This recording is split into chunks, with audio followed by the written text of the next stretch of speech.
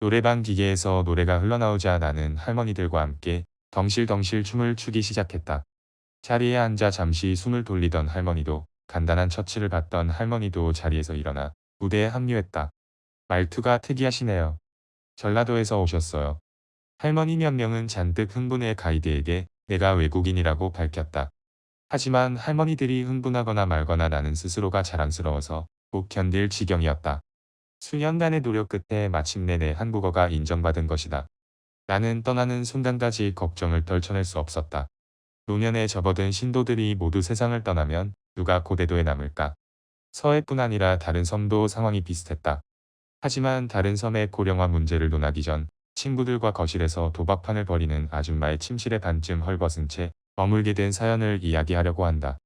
아줌마는 결혼한 여성 또는 나이가 많은 여성을 일컫는 한국어로 아줌마 1명, 아줌마 2명과 같이 다수를 동시에 지칭할 수 있다.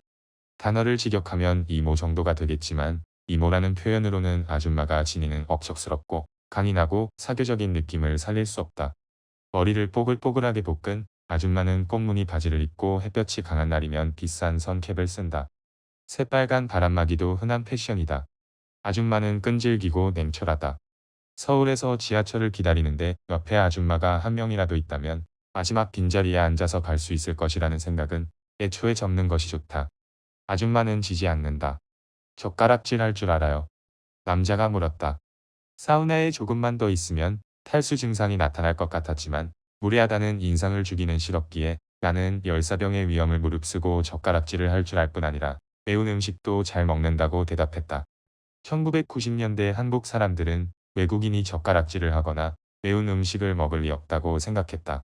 나는 다음 질문에 대한 대답까지 미리 해주고 내 허벅지를 움켜쥔 남자의 소나기에서 재빨리 탈출했다. 말끔하게 정리된 주택가의 주민은 노인뿐이었다. 젊은 부부나 아이는 보이지 않았다. 이것이 한국 섬의 현실이다. 젊은이들은 일자리를 찾아 도시로 떠나고 중년의 관광객은 노인만 남은 섬을 방문한다. 인구는 감소하고 평균 연령은 높아지고 해양 문화는 사라져 간다. 그런 아저씨는 오랜만이었다. 사장은 1993년에서 시간 여행을 온 사람 같았다. 입에는 담배가 물려있고 반바지 위로 두둑한 뱃살이 튀어나왔다.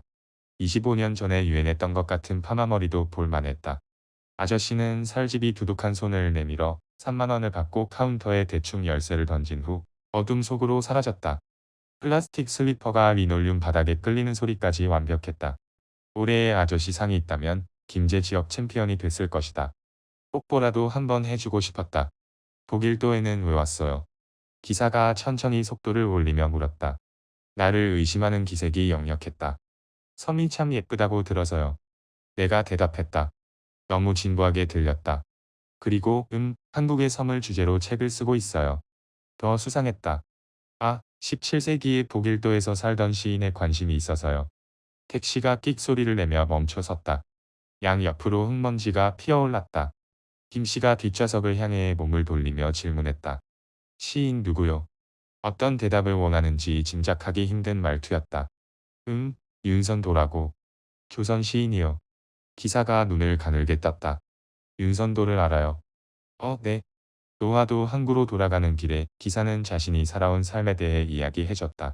1980년대 광주항쟁 당시 고등학생이었던 기사는 항쟁에 연루됐거나 부정적인 영향을 받은 것 같았다. 정확히는 모르겠지만 뭔가에 쫓기듯 독일도로 이사한 듯한 느낌을 받았다. 기사는 한국에서는 비교적 늦은 나이인 30대 중반의 아이를 가졌다. 독일도에 들어오기 전 6년 동안의 세월에 관해서는 말을 아꼈다. 왜 독일도에 정착했어요? 작별 인사를 나누며 기사에게 물었다. 보자마자 사랑에 빠졌지. 윤선도와 같았다. 서편제 한 장이요. 나는 커피 향조차 나지 않는 갈색 물을 또 한 컵 구매해서 텅 빈 상영관에 들어가 내 자리를 찾아 앉았다. 광고가 나오는 동안 나는 첫째, 영화의 자막이 없을 것이고 둘째, 영화에 사용되는 고급 어휘를 내가 알아들을 리가 없으며 셋째, 줄거리를 완벽히 이해하지 못할 것이라고 확신했다. 나의 예언은 정확히 적중했다. 하지만 여러 악조건에도 불구하고 나는 영화에 완전히 매료됐다. 나는 여객선 뱃머리 아래 거품이 부글부글 이는 바다를 가만히 내려다봤다. 경상남도 남해안 통영만을 가로질러 한산도로 가는 길이었다. 400년 전 이곳에서 벌어진 전투 장면이 머릿속에 생생히 그려졌다. 나는 마치 전투에 참여한 군인이 된 것처럼 이리저리 몸을 비틀고 침을 흘리고 혼잣말을 중얼댔다. 나는 호박으로 만든 엿을 먹어봤는데 입에 넣자마자 커다란 덩어리가 이에 붙었다. 어떻게 해도 이에 붙은 엿이 떨어질 것 같지 않았다. 나는 볼펜 뚜껑으로 이빨을 쑤셔 겨우 엿을 떼어내는 데 성공했지만 충치 치료를 하면서 쉬운 금박의 일부가 함께 떨어져 나왔다. 울릉도에는 치과가 없었다. 바람이 부는 방향을 잘 맞춰 입을 벌리고 있으면 이 사이로 휘파람 소리가 났다. 냉탕과 온탕을 오가는 목욕탕이 한국을 나타내는 완벽한 은유가 아니라면 나를 멍청이라고 욕해도 좋다. 찌는 듯한 여름이 지나면 매서운 겨울이 오고 매콤하게 삭힌 채소를 냉장고에 신선하게 보관한다.